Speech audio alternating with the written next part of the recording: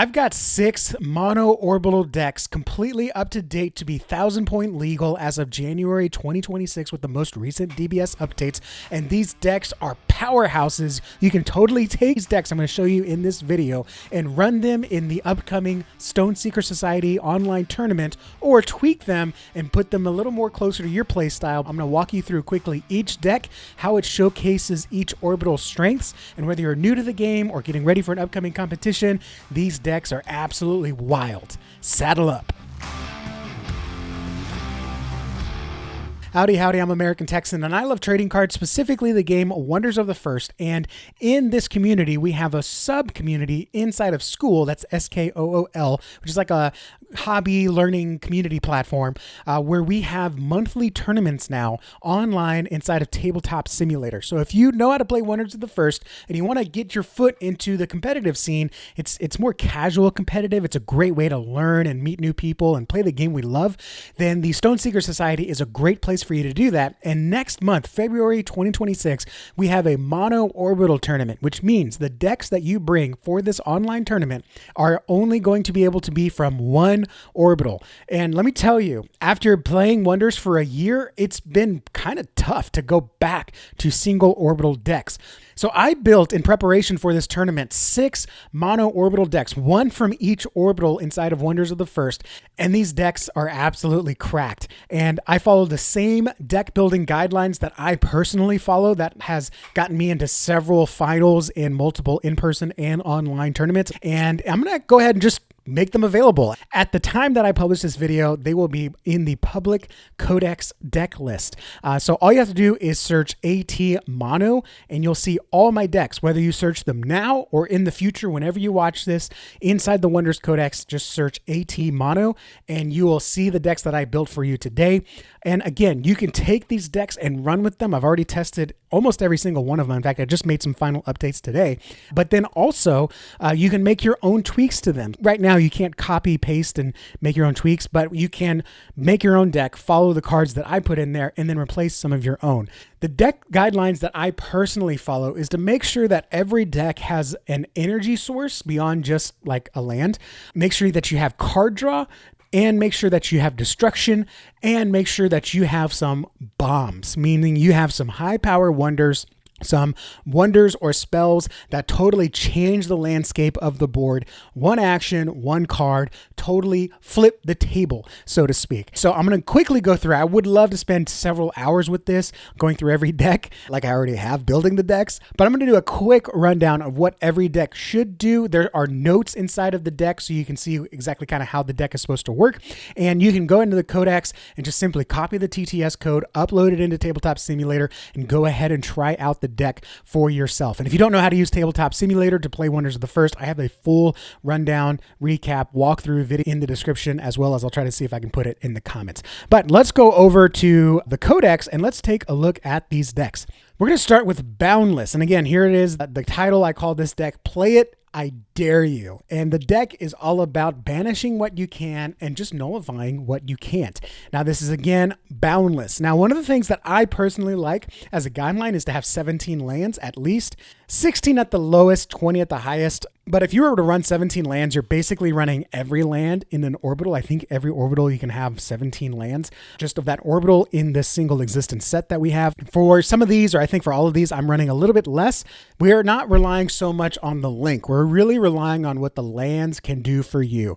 So we're running 14 lands here because you really only need to get one out to make sure you have the link. And then you want to make sure you're drawing a few lands throughout the game. So the purpose of all of these decks, but especially this one, you're not trying to get all the lands out. You're just trying to have enough lands to keep action advantage and also have some of the things that the lands can grant you. For example, Sunfire City, I think in mono blue there's a lot of thievery, so having 2 Sunfire Cities in this deck are going to be very helpful against a Thalwind player.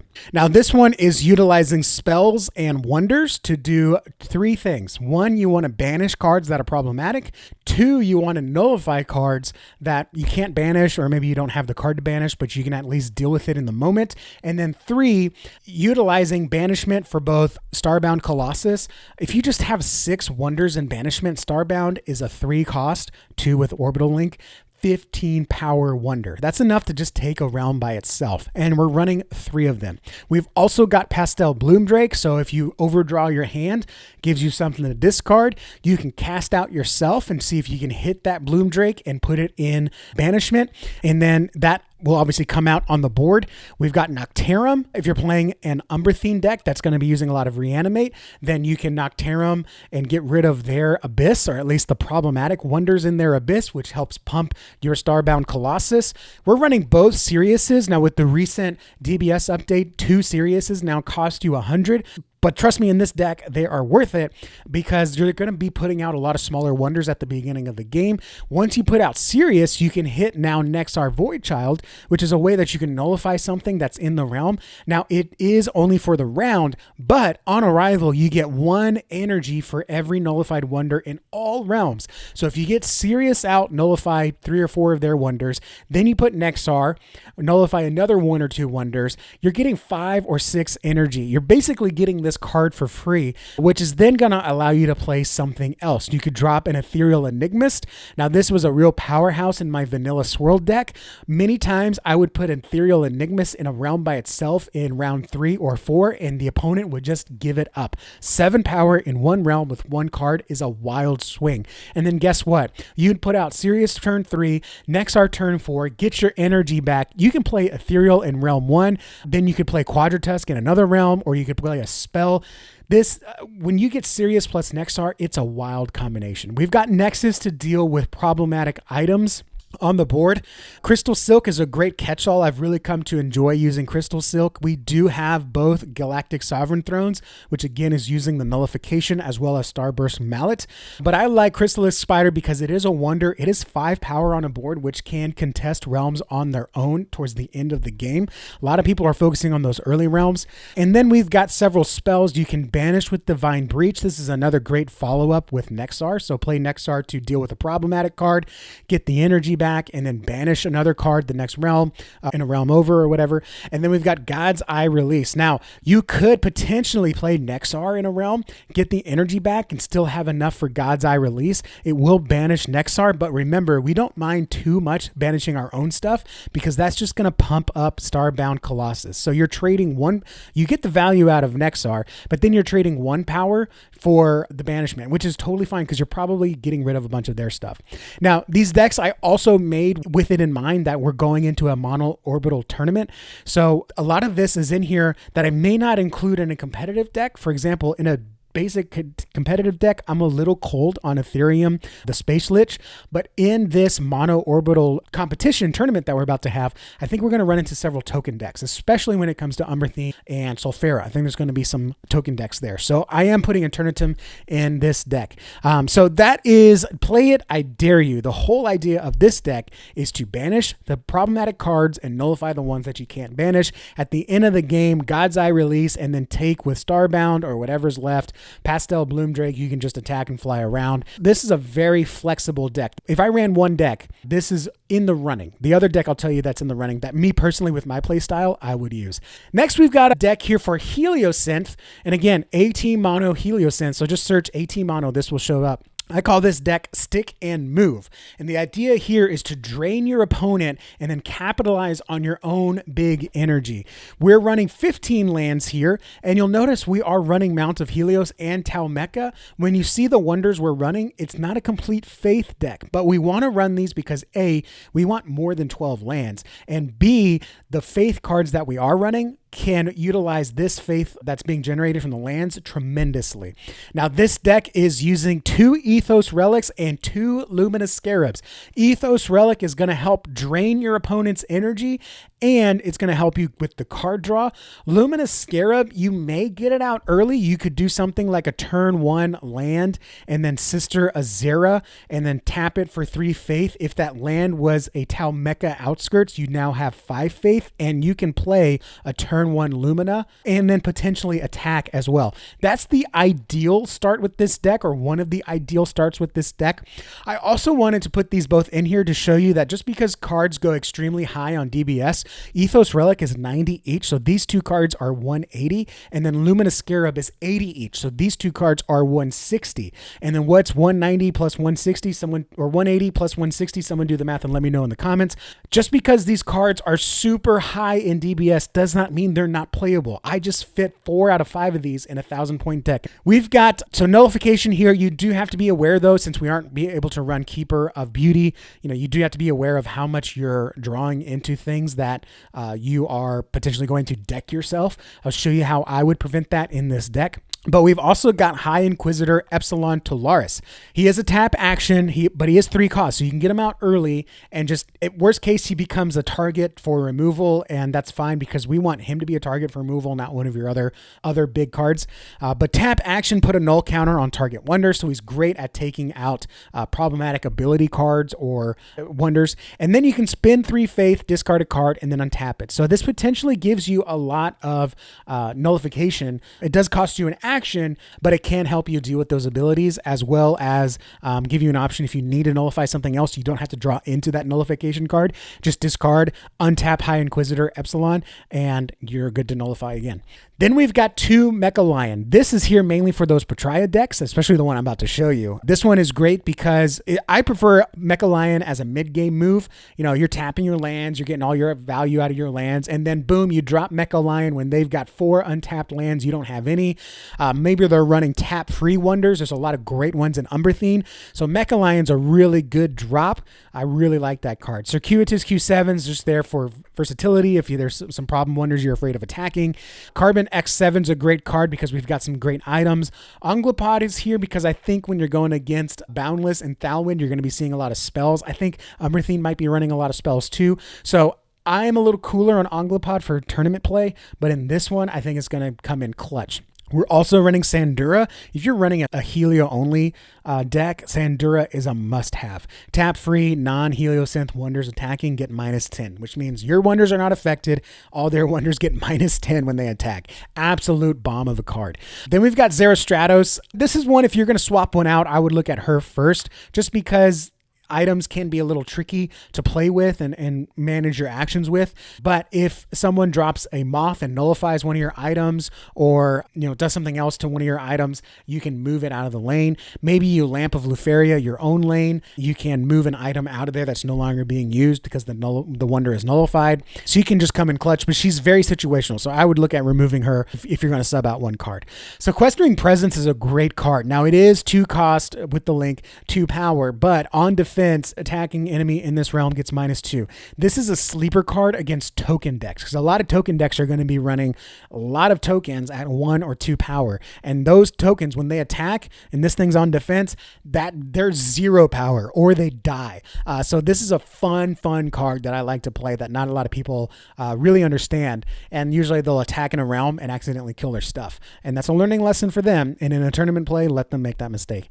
And then we do have a Prime Leofant. I think he's a sleeper as well. He is a 5 cost 7 power. Stones can't be seized from you in battles this realm. He's kind of a sleeper Dwarven Vault. And if you feel like you need to, you can do a tap action, put a shield on it. In this deck, I would seriously double doubt myself if I wanted to tap it for the shield, but it is there for versatility. Now, a lot of these are expensive cards. How are you going to get the energy? Well, first of all, you've got Sister Azura Silversong. But then we've also got Bow. Bow, of course, in a Helio deck is an auto include.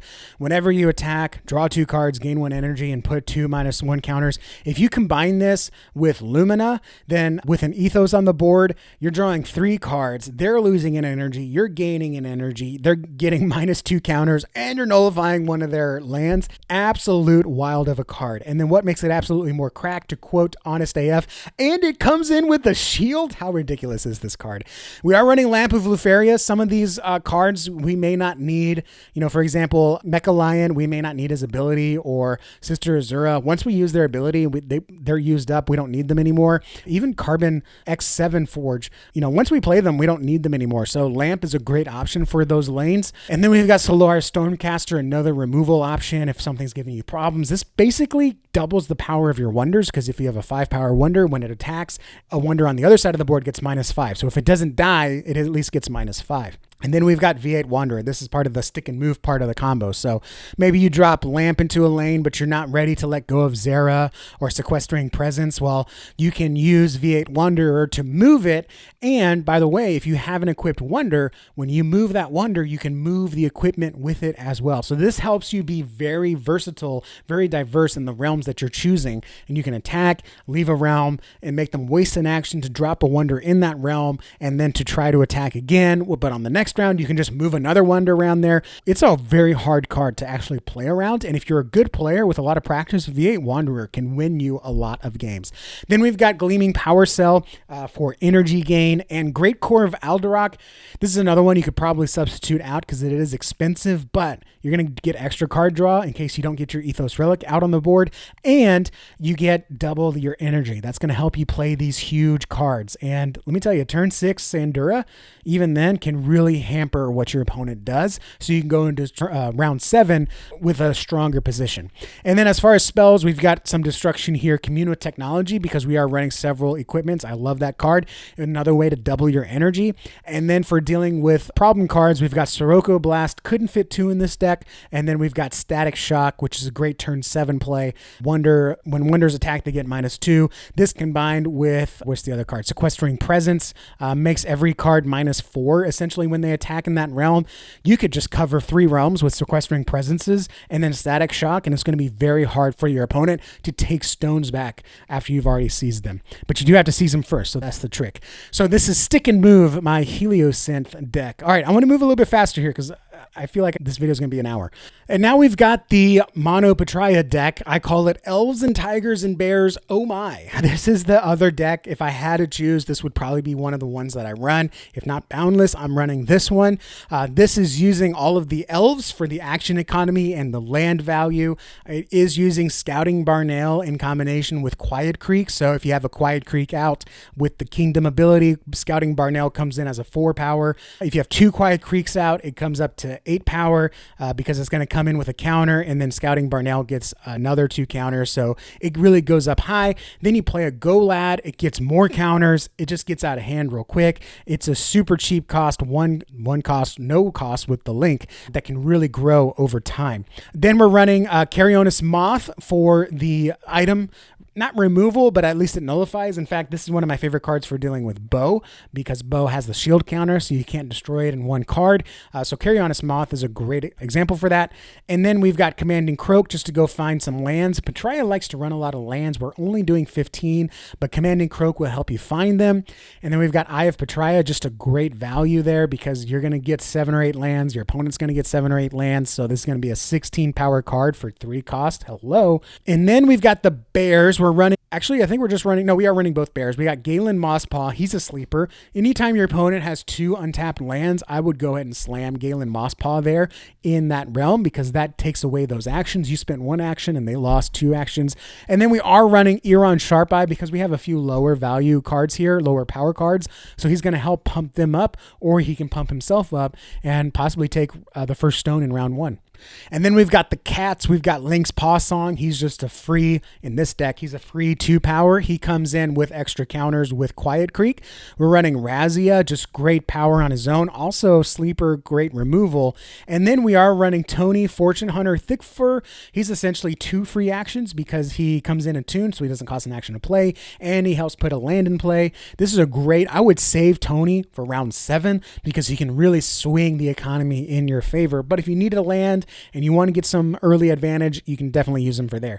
Slade Darkfur, I'm still a little cool on. He's in this deck for the theme and for the attunement, but on battle, the first time this battle's deny 1. If a denied card is a wonder that's defending, I think, is give target wonder X -X. So it's any wonder, actually. So when you're battling, you can put it on a defending wonder, or, for example, maybe they have a mouse in another realm. You can put it on the mouse if it's -2 and kill the mouse. X is the denied wonder's power. Now, if you do deny a wonder, it only is going to be a little bit, right? Because we've got several 2 power, we've got a 4 power, a 1 power, a 0 power. So there is a chance you totally whiff with Slade. But once you get a few of these lower power wonders out, you may have a better chance. You'll also kind of have an idea with Commanding Croak what's left in your deck to hit, and so you might actually know your odds a little bit better if you're going to deny something big with Slade. And then just for some good Petraia play, we do have a Shroomwalker. I think is a great turn 7 play, along with great Veridan. Try to get a land in every realm. Murkmire, because you've got the elves, so go ahead and just tap all the lands. If you want, sacrifice all the lands, because you're going to keep your Petraia link for yourself, and your opponent's going to lose the link that they have. And then Fungalith Colossus is just a great play, because once you get him on the board, not only is that -4, it's going to help you take out Richard Grumpin, it's going to help you take out Mice, it's going to help you take out Betrayers. You can basically trade 1 action for 4 energy and banish stuff as well if you're dealing with Umbrathene. Just a great card. In fact, if I was going to make an edit to this deck, I would see if I can fit another Fungalith. And then again, same thing. We've got Path of Light. Because we have our Petraian link with our elves, we don't need our lands for Petraia links. So Path of Light is a great option to really hamper your opponent. And then since we are running all the elves, all the tigers, and all the bears, I went ahead and included both Petraian home cooked meals. So no matter what you have on the board, you're going to be able to pump up some power on every one of those, or untap your Razia and get some more utility out of them. But most likely you're probably going to be untapping your elves. So that is the Petraia deck, elves, tigers, and bears. Oh my. Now we've got the Solfera deck. I'm going to be honest, this is the one I'm coolest on. It's the largest risk, but it's also the largest reward. This is the Burninator. And the idea of this one is to use your opponent's energy and action economy against them by playing the combination of Betrayer and Richard Grumpin. Whenever a player harvests, you gain 1 energy. That's going to help you pay for all the expensive wonders here. But also Richard Grumpin, anytime your opponent taps a land, you're going to get the action as well. So you're going to be able to keep up with them on action parity or force their hand. Maybe you play Grumpin on round 5. Well, now they have to decide, do I go ahead and use all my actions in round 6 when Richard Grumpin is untapped? And then you go into round 7 with more untapped lands. You'll have more action economy in round 7. You can really play some games with your opponent with this one. We're running 16 lands here. And then we do have these 2 legendary cards, Commander Bathrall, because this is kind of a late performing deck. So if you can, I like to put Commander out early just to make sure the stones stay in the middle, or keep your opponent from trying to hoard the stones for their own hoard abilities if they're playing Solfera. But if you can get Commander out early, chances are your opponent's going to want the energy rather than the stone, and then it'll just go back to the middle so they have less energy to deal with in later rounds. And then we've also got Ragnar. If you can get Ragnar out on round 3 or 4, he's absolutely a bane to deal with, because you get free attacks every round, and when you seize a stone, it goes over to him. He's already 8 power. Now you're just stacking up power in that realm. It becomes a really hard thing to deal with. Viking Sageforge is a great card, I think, for realm 1. Get the stone early and then hold on to it. With Viking, when they take it back, basically they have to try to beat you by 5 power to take back a stone. We do have Dragon Eggs. I would try to get this out of here, but this is a great way to get a flyer on the board just so you have more versatility across your lanes. We've got Behemoth here to just help you get horde abilities off faster. We've got Cindermaw because he's just great to have. And then we've got a few things here. You are generating a lot of energy. You're probably not going to get all these guys on the board, but we do have Drogothar here. You can attack and fly. We've got untappability with Blazing Phoenix Pub, so you can untap him and use his ability again when you need to. And then Wartained Manticore, because I do expect you to get some free attacks with this deck, so you can just attack, fly him around, and then just make sure that he just keeps growing and growing. Ideally, you have Drogothar and Wartained. If you have them both out, they're on separate sides of the board, just so you can really kind of control multiple lanes, or at least threaten multiple lanes. And then Sunsand here is just to make sure your energy doesn't go out of control, because this is a weirder curve kind of deck. So anytime you spend 6 energy on a wonder, you get 2 of it back. So it essentially makes those wonders cost 4, but you do have to make sure you have the energy to play them. And then we've got a lot of items. This is an item heavy deck, and I'll show you why in a second. We've got Thundercrash Axe. The first time this is equipped each round, gain a free attack in the realm. So as you play cards in the same realm, you re-equip Thundercrash Axe, and it gives you another free attack, which you can then use for your flyers. Then we got Dwarven Vault, because again, we want you to fly around. So Dwarven Vault helps protect the realms where you have a stone, as well as if you get a stone first, Fire Flower is essentially a minor, like a we have a Dwarven Vault at home, because you can take a stone with a wonder and then fly it out. play a Fire Flower of the Inferno, and then your opponent is going to need at least 2 wonders in that realm to deal with it. So I'm getting warmer on Fire Flower of the Inferno. And then we do have Fire Grimoire. Let me know in the comments, do you say Grimoire or do you say Grimoire? We've got Fire Grimoire just because we do need some card draw here, and you probably will have 2 wonders in a realm at multiple points in the game with this deck. So this is good for card draw. And then Cooking Pot, I'm going to tell you right now, I have not gotten to 20 meat counters with this deck. I have with another token deck that I've built, but with this deck, really it is just 2 cost, 1 cost with this link in this deck because it is a Mono-Orbital deck. And essentially you're going to get 2 free attacks. So don't worry about getting all the way to 20. If you want to tap Cooking Pot in round 5, do it. Get those 2 free attacks if you're going to get tremendous value out of it. And then we do have item removal with Energy Traction and Soul Jar. Destroy target wonder in a realm where you control a stone. Don't forget that Corrupted Prismation Behemoth, thanks Hanging Bananas for showing me this, counts as a stone. So if you're losing in a realm, but you have a Corrupted Prismation Behemoth in it, that does count as a stone. So you can Soul Jar in that realm, even though you haven't seized the actual stone in that realm. So that is the Burninator. I think this one is a little bit tougher to pilot, but once it goes off, my goodness, it goes off, y'all. All right, 2 more here. Don't forget, I get a vote. And this is my mono Thalwind deck. We are only running 15 lands in this deck. We've got some spell control here, but really what the beauty of this deck comes down from the wonders.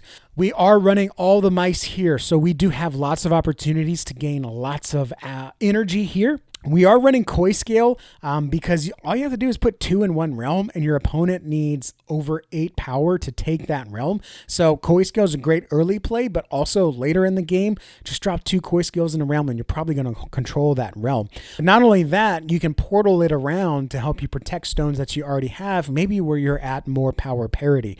But you've got a lot of energy running in this deck. You know, maybe you can use it to drop an early Carno Titan. Carno Titan is great. If you go first, drop it in a realm first, you're basically going to own that realm because any wonder your opponent puts in that realm, you can just attack and on battle with Carno Titan, move that wonder out of the way. So what I like to do is usually like round 3, just know I'm not going to get that 3rd stone in the 3rd realm. But then round 4, make sure I go first, drop Carno Titan. I essentially control round 4. And then if I get another one, round 5, do the same thing. Carno Titan is a fantastic mid-game card. And then we are running Azure Sky Crustacean. You might get some energy, just enough energy to play him. I like him because he lands in a lane, and I'm going to show you how you can get multiple flyers across the board. We are also running Captain Isabella Izzy Stormstrong. She's a great wonder in Realm 1 because on attack, your opponent gets to choose Flee or Surrender, but you're really choosing for them because in Realm 1, if they choose Flee, you get +7, which means that basically they have to make sure that in Realm 1, they are winning by 7 power or more. And that's tough for them to do. That's a lot of commitment in Realm 1 when all you did was commit 1 card. Not only that, if they don't want to lose a stone, they may choose Surrender, which lets you seek a card. Any of these cards would be absolutely cracked for you to see. You know, maybe you hit a Jelly and they lose an action. Maybe you hit a Koi Scale, which will help you defend that first realm stone just to try to attack again. You basically get to hit a lot of things. We are running 3 Thought Tempest because we do want to have deck control in this to know what's on the top of our deck in case we do play Ronan Triakis on arrival, seek 2 a Thalwind card, and then we can portal it around to get that on arrival activated again. We can play Tharn Sharkblade, which is essentially a wonder with the Set Sail ability for free. And then we're also running Set Sail. So we've got a few different ways, even Empress Aurelia. You can tap action and just portal Ronan back to itself. So we've got a few different ways, a few different cheeky ways to activate Ronan several times in this game. We've got Scarlet Devour just to bounce some cards back. We do have Old Man Rocket. Old Man Rocket in this deck is for one thing and one thing only, and that's Sirius. Thalwind, from my experience, maybe someone knows a way to get around it. Thalwind does not have a good way to deal with Sirius, Aetherblade. And that is a card that is going to probably be in every Boundless deck, and Thalwind doesn't have any destruction cards, nor does it really have any cards that minus things, so there's not a great way to get rid of Sirius. So, In the Thalwind deck, Old Man Rocket, get him out if you're playing against Boundless. Get him out as early as possible and then use his ability to banish Sirius, because that is a very problematic card for this deck. But if he's not a worry, then you're good, right? Then go ham. Otherwise, I'm trying to get Old Man out as fast as possible. Princess Aurelia is going to help you reactivate all the arrivals that come here. Maybe you can portal Azure Sky Crest Station to another realm.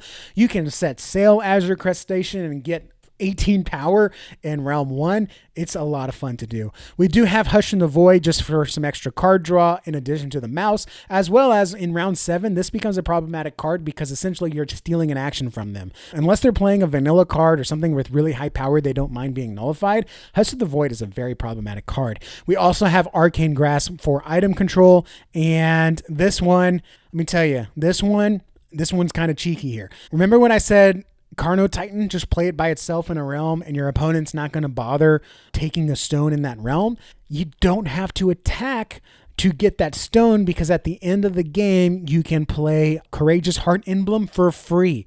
On round 7, it's a tuned Thalwind, and if there are no enemies in a realm, you can take control of target stone there. So just having Carno Titan by itself in a realm and your opponent never plays in it, that's a free stone. Not only that, maybe at the end of the game, there's no enemy wonders in realm 7, play the Courageous Heart Emblem and you can get that stone for free. This is a sleeper card that just becomes even more powerful in a mono Thalwind deck. I think if any mono Thalwind deck wins, I would not be surprised if Courageous Heart Emblem is the reason why. So this is, don't forget, I get a vote, because you're controlling a lot of the board and you're manipulating a lot of the things that your opponents are trying to do. Last thing is, oh, by the way, and also the Thalwind deck here, a lot of the portal strategies that I mentioned were for, taking advantage of our wonders, but you can also take advantage of their wonders and move them into realms. For example, maybe they got a good spread, just move 4 of their wonders into a realm you're already losing. And then, by the way, you can bounce it back. So if you do get Princess Aurelia on round 6, bounce it back with Scarlet Devourer, play her again on round 7, right? This is a very threatening deck. For Thalwind, I think this is going to perform very well. On to the final deck here. We're going to play this my way. This is a mono Umbrathene deck that is all about destruction, and it doesn't just come from the wonders. We are running only 14 lands here because I want to run as many things as possible.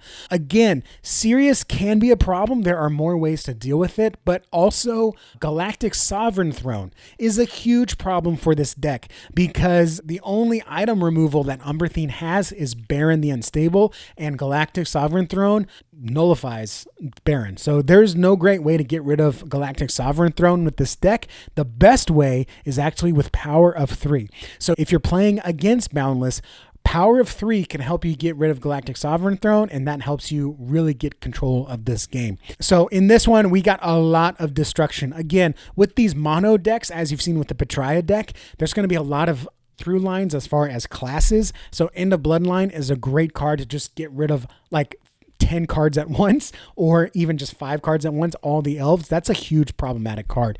We've also got Summon Crushing Rock. It's cheap now. I think it's only 22 DBS, and you can just get a lot of cards back that you destroy, or maybe you got the value out of it. So yeah, get rid of it. And then you've got Deconstruct. It's just a classic. Just, hey, by the way, I'm going to nullify one of your cards. I'm going to sack a card I don't need anymore, and I'm going to draw 2 cards at once. This is a fantastic card. It's a must include in a mono Umbrathene deck.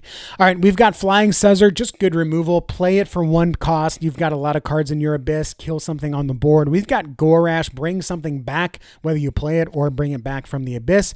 Hester Dust is great at bringing things back like Flying Scuzzer or like Great Usurper. Great Usurper is only 1 power, but when it attacks, destroy target enemy in the realm.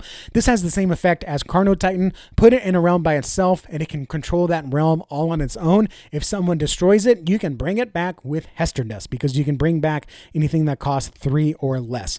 Nocturna is a great card to reanimate. She is kind of expensive, but once you deny something, you get to nullify a card. A card, not a wonder. So you can nullify a land, you can nullify an item, Galactic Sovereign Throne, but by then, Galactic Sovereign Throne is going to be played early against a deck like this, but she can help you nullify it at the end of the game. Then you've got Shakabak. You can get them out as early as turn 3 with this deck and just start bringing things back that you've denied in the Abyss. Stealthy Spriggan, you may think it's a great card to put down and control a lane, but someone could easily put a 5-power wonder, sacrifice something else on their board.